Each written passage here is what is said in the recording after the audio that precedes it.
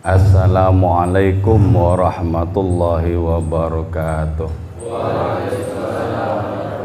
Bismillahirrahmanirrahim. Hamdan wa sana'an laka ya Allah, salatan wa salaman laka ya Habiballah, wa ala alika wa ashabika ya khaira khalqillah, laka ya Rasulullah wa li jami' man ittaba'a dinaka ya Habiballah, haqiqatan min ladun Adam la yaumil qiyamah. Wa nakhusu khususan minhum ila hadrati Syekh Abdul Qadir Al-Jailani qaddasallahu sirrahu radhiyallahu lana wa lahumul Fatihah. A'udzu billahi minasy syaithanir rajim. Bismillahirrahmanirrahim. Alhamdulillahi rabbil alamin arrahmanir rahim maliki yaumiddin. Iyyaka na'budu wa iyyaka nasta'in ihdinas siratal mustaqim.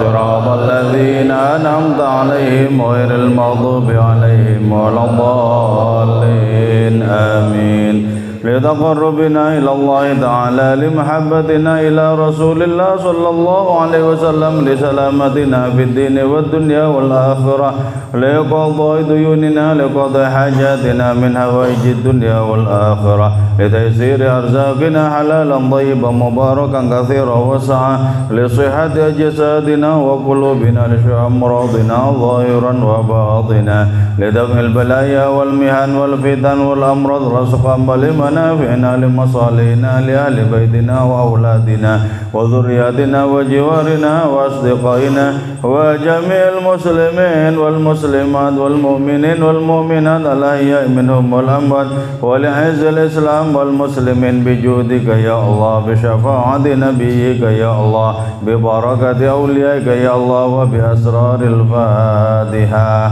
أعوذ بالله من الشيطان الرجيم. بسم الله الرحمن الرحيم. الحمد لله رب العالمين الرحمن الرحيم مالك يوم الدين. إياك نعبد وإياك نستعين اهدنا الصراط المستقيم صراط الذين أنعمت عليهم غير المغضوب عليهم ولا الضالين آمين. أعوذ بالله من الشيطان الرجيم. بسم الله الرحمن الرحيم. ألف لام ميم. الله لا إله إلا هو الحي القيوم نزل عليك الكتاب بالحق مصدقا لما بين يديه وأنزل التوراة والإنجيل.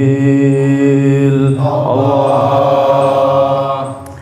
Sekarang kita masuk pembahasan surat Ali Imran. Ali Imran itu artinya keluarganya Pak Imran. Keluarga ini sangat mulia, keluarga ini patut menjadi tauladan. Keluarga ini memiliki andil yang sangat besar di dalam menyebarkan kemuliaan di seluruh alam raya. Pak Imran, Bu Imran ini memiliki seorang anak perempuan, yaitu Siti Maryam. Dari Siti Maryam ini kemudian lahir anak laki-laki tanpa seorang ayah, yaitu lahirnya Nabi Isa. Proses penciptaan Nabi Isa itu mirip seperti proses penciptaan Nabi Adam. Tidak lahir dari adanya proses biologis hubungan suami istri, tapi lahir mutlak atas kemahaagungan Allah Subhanahu wa ta'ala.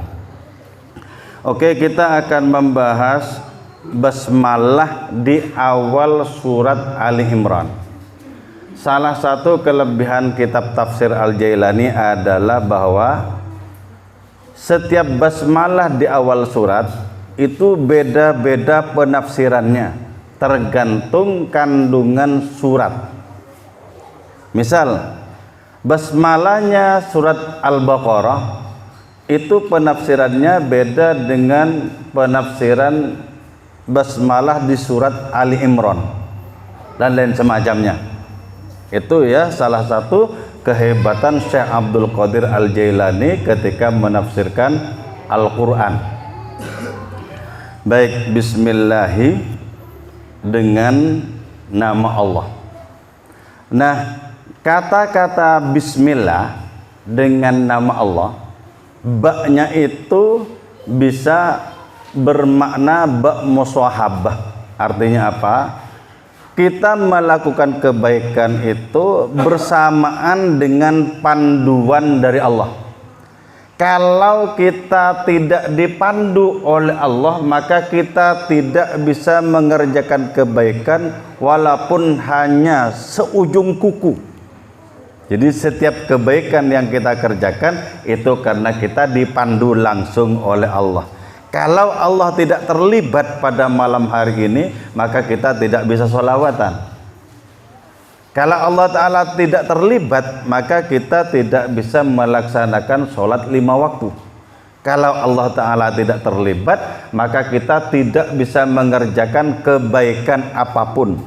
Karena itu bersyukurlah kepada Allah Ta'ala yang telah bersedia memandu kita untuk mengerjakan berbagai macam kebaikan. Jadi tinggal kita perlu merasakan adanya panduan Allah saat kita mengerjakan kebaikan itu. Atau ba ini bermakna isti'la, yaitu atas nama Allah kita mengerjakan berbagai macam kebaikan. Jadi hanya nama Allah yang pantas dijadikan sandaran oleh kita ketika kita mengerjakan kebaikan. Tidak atas nama diri kita sendiri, tidak atas nama makhluk-makhluk.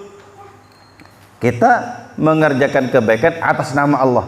Makanya ya, kalau orang menyembelih ayam, kambing atau sapi, itu wajib basmalah. Sebab binatang-binatang itu disembelih hanya atas nama Allah. Hanya atas nama Allah. Jadi artinya apa? Kalau tidak atas nama Allah setiap kebaikan yang dikerjakan, atas nama siapa lagi? Hakikatnya yang punya nama itu adalah Allah. Adapun kita manusia hanya mengaku-ngaku memiliki nama. Sebenarnya nggak punya nama. Kenapa manusia disebut tak punya nama? Karena hakikat manusia, hakikat kita itu sesungguhnya tidak ada. La ilaha illallah bermakna la maujuda illallah. Tidak ada yang wujud, yang ada secara hakikat selain Allah. Bagaimana mungkin yang tidak ada punya nama? Nah, karena itu nama yang mutlak cuman nama Allah. Adapun nama makhluk-makhluk adalah nama-nama majazi, nama-nama yang nisbi. Karena itu tidak bisa dijadikan sandaran. Hanya nama Allah yang bisa kita jadikan sandaran. Jadi kalau orang baca bismillah dan orang mengalami bismillah, hebat rohani orang itu. Nah, kebanyakan adalah ketika kita membaca basmalah, itu membaca di lisan, kita belum mengalami basmalah. Ketika kita mengalami Allahu Akbar, maka akan lenyap apapun yang selain hadiratnya. Tapi ketika kita hanya mengucap Allahu Akbar dan tak mengalami, maka kita tetap menyaksikan makhluk-makhluk itu ada, makhluk-makhluk itu terhormat, makhluk-makhluk itu agung. Padahal bagi orang yang mengalami Allahu Akbar, maka akan lenyaplah apapun yang lain, akan sepele apapun yang lain. Jadi perjuangan kita adalah perjuangan bagaimana kita bisa mengalami. Jadi sehabis sholat kita membaca subhanallah, bagaimana kita bisa mengalami subhanallah? Kita membaca hamdalah, bagaimana kita bisa mengalami alhamdulillah? Sebagaimana juga membaca Allahu Akbar dan la ilaha illallah itu, bagaimana kita bisa mengalami semua itu? Nah, itu memerlukan riyadhah atau latihan rohani. Pressing wujud kita, pressing eksistensi seluruh makhluk, tekan habis-habisan, maka kita akan sampai kepada adanya pemahaman bahwa hakikat makhluk itu wujudnya adalah pinjaman dari Allah Ta'ala. Andaikan ditarik pinjaman itu, maka makhluk akan kembali menjadi tidak ada. Karena itu sebesar apapun orang dalam kehidupan akan menjadi sangat kecil ketika orang itu sudah mulai berhadap-hadapan dengan kemahabesaran Allah Subhanahu wa Ta'ala. Oke. Alladzi anzala, yang telah menurunkan itu, ladzi al-kutuba, kepada kitab-kitab suci. Jadi Allah yang sudah menurunkan kitab-kitab suci itu.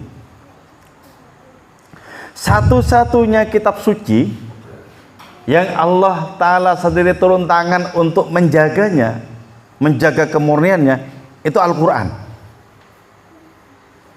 Al-Quran. Jadi memang Allah Ta'ala menurunkan Al-Quran dan Allah turun tangan menjaga Al-Quran itu hingga akhir zaman. Jadi karena itu setiap pemalsuan Al-Quran pasti ketahuan.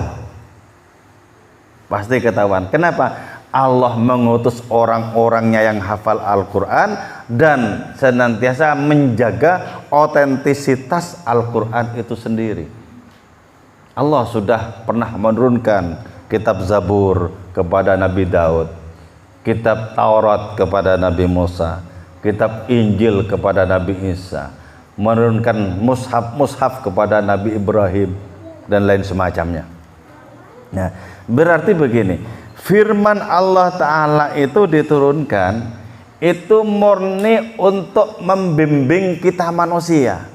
Itu salah satu wujud terbesar dari kasih sayang Allah. Allah itu sayang kepada kita. Salah satu wujud sayangnya adalah menurunkan kitab suci kepada kita lewat Kanjeng Rasul Muhammad Sallallahu Alaihi Wasallam. Jadi karena itu kita sangat penting untuk istiqomah membaca Al-Quran seberapapun, sebisa-bisanya. Penting itu. Kenapa? Dengan membaca Al-Quran kita sesungguhnya sedang berkomunikasi dengan Allah. Membaca Al-Quran itu. Jadi walaupun kita baru belajar abatasa, baru terbata-bata membaca surat Fatihah, kemudian surat Al-Baqarah, itu terus ditekuni dan berusahalah untuk menghayati bahwa ketika kita membaca Al-Quran sesungguhnya kita sedang berbincang-bincang dengan Allah yang menurunkan Al-Quran itu. Hidupkan rasa rohani kita agar kita bisa merasakan sedang berbincang-bincang dengan Allah ketika kita membaca Al-Quran. Atau kita mendengarkan bacaan Al-Quran yang enak misalnya ya, kan bisa kita setel di HP itu enak. Nah, kita perlu merasakan bahwa kita sedang mendengarkan Allah yang berfirman. Mendengarkan Allah yang berfirman itu penting. Kalau sampai kita bisa merasakan seperti itu, berarti ada relasi rohani, hubungan rohani antara kita dengan Allah lewat mendengarkan bacaan Al-Quran itu. Wa arsala, dan mengutus Allah ar-rusula kepada para rasul. Jadi Allah Ta'ala mengutus para rasul, dan para rasul itu kebanyakan diutus oleh Allah Ta'ala di Palestina. Allah tidak mengutus satu rasul pun di Indonesia.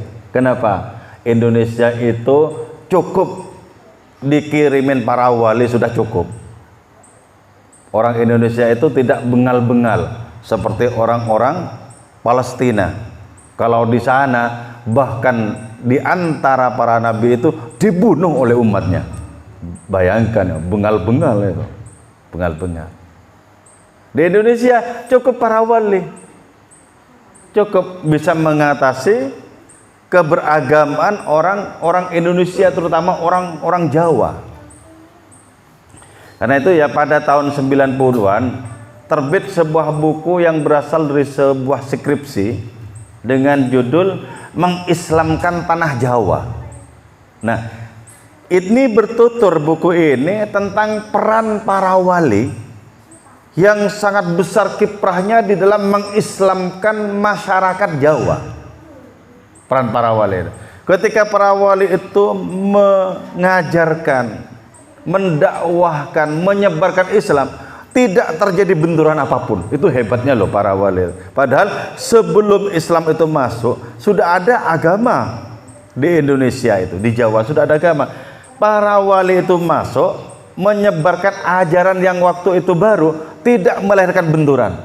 Coba sekarang ya, wow, sekarang itu biasanya membentur-benturkan, bertikai, berkelahi, bikin kegaduhan dan lain semacamnya. Dulu para wali itu menciptakan adanya keinsafan masyarakat tanpa ada friksi, tanpa ada benturan sama sekali. Betapa hebatnya mereka berdakwah. Berarti apa? Mereka berdakwah betul-betul dengan hikmah berdakwah itu. Tidak mau nyalah-nyalahkan, tidak, tapi dengan tindakan yang sangat persuasif itu, yang sangat menggugah. Sehingga kemudian bisa dikatakan hampir seluruh penduduk Jawa, penduduk Nusantara itu beragama Islam. Dari saking hebatnya para wali yang menyampaikan dengan belas kasih dan rasa sayang, dengan metode yang penuh dengan kelembutan, sehingga orang-orang kepincut hatinya. Nah itu ya yang tidak dimiliki oleh mubaliw zaman ini, nggak dimiliki itu. Jadi mestinya apa? Yang dikedepankan di dalam menjajakan, di dalam menyebarkan agama Islam, yang dikedepankan semestinya adalah akhlak terpuji, seharusnya. Nah sekarang ilmunya di depan, akhlaknya jauh di belakang. Ilmunya di depan, berbagai macam perspektif keilmuan tentang agama Islam itu nyaris lengkap, tapi akhlaknya di belakang, lebih belakang lagi spiritualitasnya, kerohaniannya lebih belakang lagi. Itulah sebabnya ya, surplus ilmu pengetahuan, minim akhlak dan kerohanian. Jadi karena itu ya, Indonesia ini sesungguhnya merupakan ladang kerohanian yang sangat subur, sangat subur. Coba ya, para nabi di Timur Tengah itu ya. Nah, mana ada itu? Para nabi di Timur Tengah itu diziarahi dengan sedemikian, ditakzimi sebagaimana di Indonesia menziarahi para wali. Coba. Biasa-biasa saja. Di sini coba kalau ada nabi, kelasnya di atasnya para wali ketika diziarahi itu.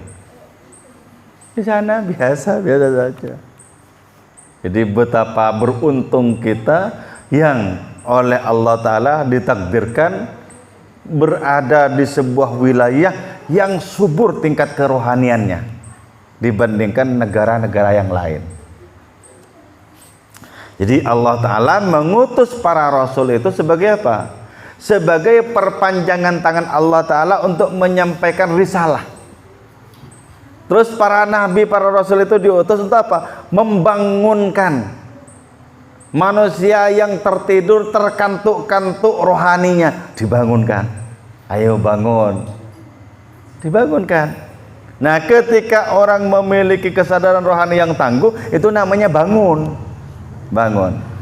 Tapi ketika orang sudah abai dengan Tuhan, abai dengan ajaran agamanya, tidak urus dengan perkara akhiratnya, orang itu walaupun bangun, hakikatnya tidur loh. Kalau bangun hakikatnya tidur, nanti ketika tidur berarti tidur itu berlapis-lapis. Jadi ketika bangun secara fisik itu belum tentu bangun secara rohani. Betapa banyak orang yang secara fisik itu bangun, tapi mau disadarkan secara rohani itu angel. Berarti apa? Orang itu sudah memilih tidur rohani. Sulit ya. Kalau orang tidur secara fisik itu sangat mudah dibangunkan. Tapi kalau tidur secara rohani bisa nggak bangun-bangun itu. Atau perbandingannya, orang yang betul tidur dan orang yang pura-pura tidur. Yang pura-pura tidur itu pasti lama untuk bangun, menggeliat, terus pura-pura ngelindur, terus bangun biar dikira betul-betul tidur. Tapi kalau orang betul-betul tidur, langsung bangun. Oke, Allah Ta'ala mengutus para rasul. Berapa banyaknya nabi itu ya? Banyaknya nabi itu 124.000. Banyaknya rasul. Rasul itu nabi yang diutus untuk menyampaikan risalah kepada umat, itu sebanyak 313. Yang wajib diketahui oleh kita umat Islam itu ada 25. Nah, ini penting. Hubungan rohani kita dengan para rasul ini penting, walaupun kita tidak menangi mereka. Penting. Untuk apa? Untuk mengukuhkan relasi rohani. Kalau sampai sekarang posisi Nabi di hati kita sangat agung, posisi Rasulullah di hati kita sangat agung, posisi para pengganti Nabi dari kalangan para wali atau ulama indallah itu agung dalam hati kita, berarti rohani kita hidup. Tapi kalau kita acuh tidak acuh dalam hati kepada Nabi, kita acuh tak acuh kepada para wali, itu tanda-tandanya rohani kita redup alias ngantuk. Jadi agungkan para nabi, para wali dalam hati kita, maka itu berarti relasi kita secara rohani dengan Allah Ta'ala itu baik, bagus, kuat. Jadi ya, tidak bisa kita mengandalkan diri sendiri. Aku akan datang dengan berjalan kaki sendirian kepada Allah. Gak bisa. Sebelum jauh melangkah sudah diserimpung oleh begal. Sendirian gak bisa. Wong berjemaah saja kadang kabur-kabur, apalagi sendirian. Gak bisa. Jadi sendirian itu gak bisa. Walaupun engkau ibarat harimau, kata Maulana Rumi, tapi engkau berjalan sendirian, engkau akan menjadi hina di tengah perjalanan. Itu pentingnya kita memiliki wasilah, memiliki adanya perantara. Pentingnya kita bertawasul, berperantara, itu di situ. Berperantara. Jadi untuk apa ziarah-ziarah? Untuk mengukuhkan keagungan para wali dalam batin kita. Siapa orang yang dekat dengan para wali, hakikatnya dekat dengan Allah. Siapa orang yang jauh dari para kekasih Allah, hakikatnya jauh dari Allah itu sendiri. Jadi Allah mengutus para rasul, Allah Ta'ala menciptakan para kekasih, para wali. Untuk apa? Untuk keperluan rohani kita itu sendiri.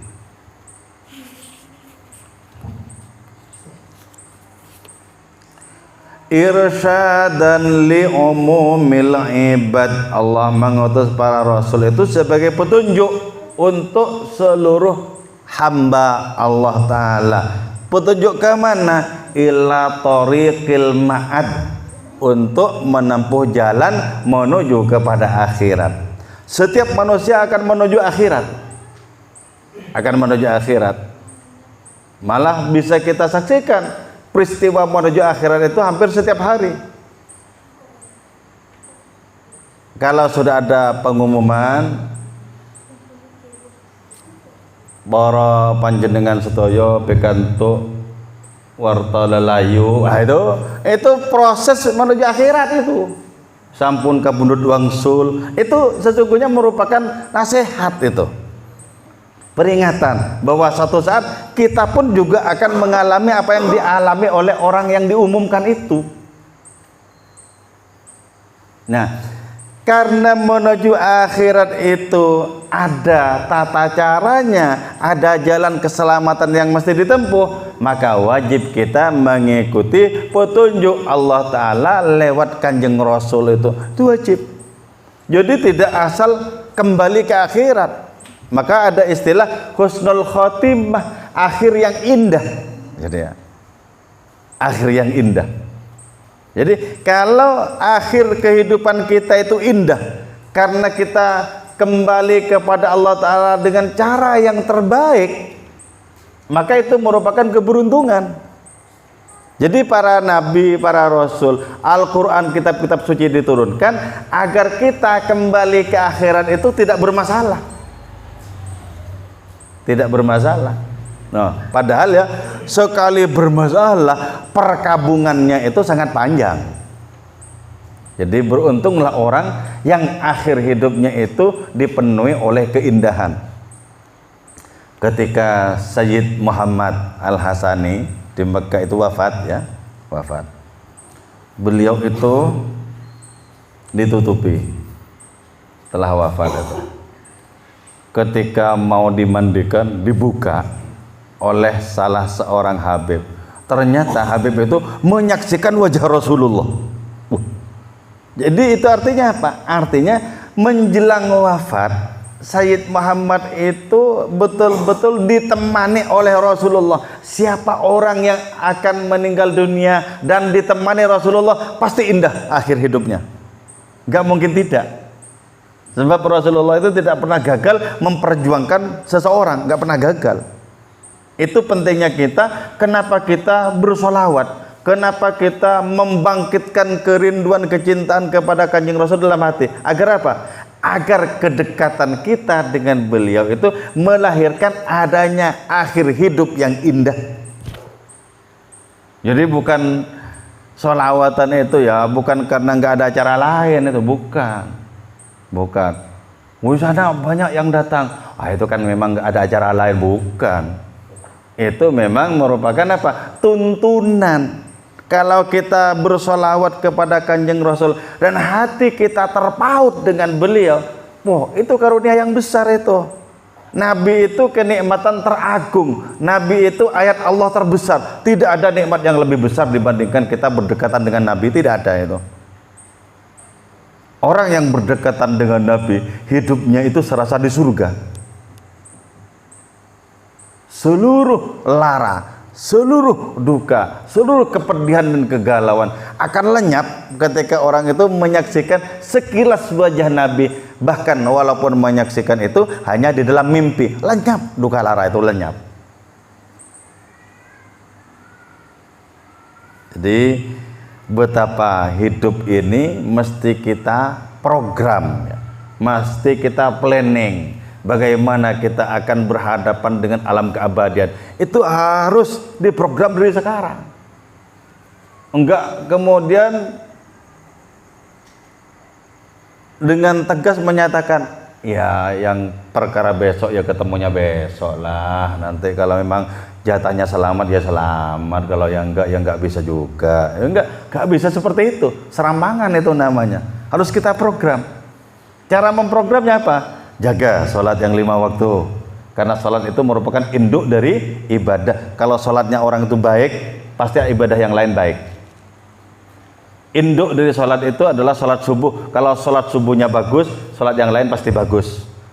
Sholat yang lain bagus, belum tentu subuhnya. Saya punya teman berpuluh-puluh tahun berteman dengan saya. Dari mulai dulu tahun 90-an sampai sekarang tetap saja subuhnya jam 7. Halo, kurang apa lagi? Padahal si teman itu datang ke pengajian setiap saat. Hanya ketika saya nginep di rumahnya baru tepat waktu. Kenapa? Saya uber-uber. Bangun subuh pindah, bangun subuh pindah, bangun subuh. Karena nggak ada acara lain, maka harus ke kamar mandi. Gitu loh. Tapi kalau cuma bangun, ya nggak bangun itu. Kecuali disiram dikit-dikit, baru bangun. Sampai sekarang saya tanya, kalau saya telepon itu, gimana subuhnya? Apa sudah selamat? Masih belum selamat. Belum selamat subuhnya. Waduh. Itulah betapa sangat penting kita berkeluh kesah kepada Allah Ta'ala untuk memperbaiki ibadah-ibadah kita. Jadi yang masih sholat sendirian, berusahalah untuk berjamaah. Berusahalah untuk berjamaah. Iman. Kalau orang subuhnya bagus, orang itu sepanjang hari pasti dalam kondisi tenang dan tentram.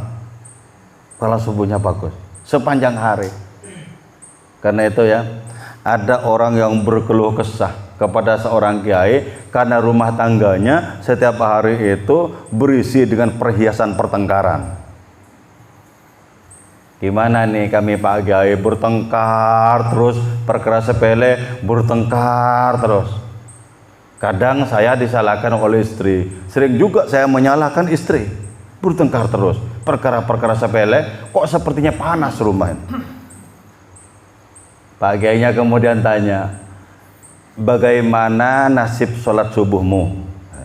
Nah itu persoalannya Pak Kiai. Jadi artinya apa? Biasa thread subuhnya itu bertengkar terus. Padahal bertengkar itu sudah mulai dulu. Loh kok nggak bosan-bosan ya? Bertengkar. Kalau sudah bertengkar, keluar yang berkaki 4. Ada di sini orangnya, ada. Cuman saya nggak ngelihat orang itu. Jadi gitu loh. Jadi harus kita program kehidupan kita itu harus kita program bahwa setiap saat kita itu kecurian umur kita loh. Setiap hari itu kita kecurian umur, dicuri umur itu. Tanpa kita merasakan bahwa itu sudah merupakan kerugian bagi diri kita. Dicuri. Artinya apa? Setiap hari itu umur kita berkurang. Kata Abu Nuwas, sementara dosa-dosaku bertambah, bagaimana kelak aku akan mempertanggungjawabkan di hadapanmu ya Allah? Jadi adanya kesadaran itu penting, dipupuk kesadaran itu penting. Oke ya, moga-moga sisa umur kita semakin bermartabat di hadapan Allah Subhanahu wa taala dan kita makin berguna bagi kehidupan manusia. Moga-moga anak cucu keturunan kita bertakwa kepada Allah dan mengikuti tauladan Kanjeng Rasul Muhammad sallallahu alaihi wasallam. Moga-moga kita senantiasa sehat walafiat dan berumur panjang. Moga-moga kita dijauhkan dari berbagai macam bencana dan malapetaka. Moga-moga dijauhkan dari penyakit-penyakit yang sulit obatnya.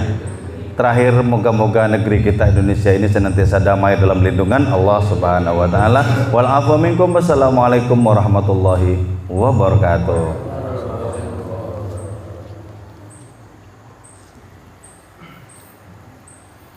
Allahumma shalli ala sayyidina Maulana Muhammad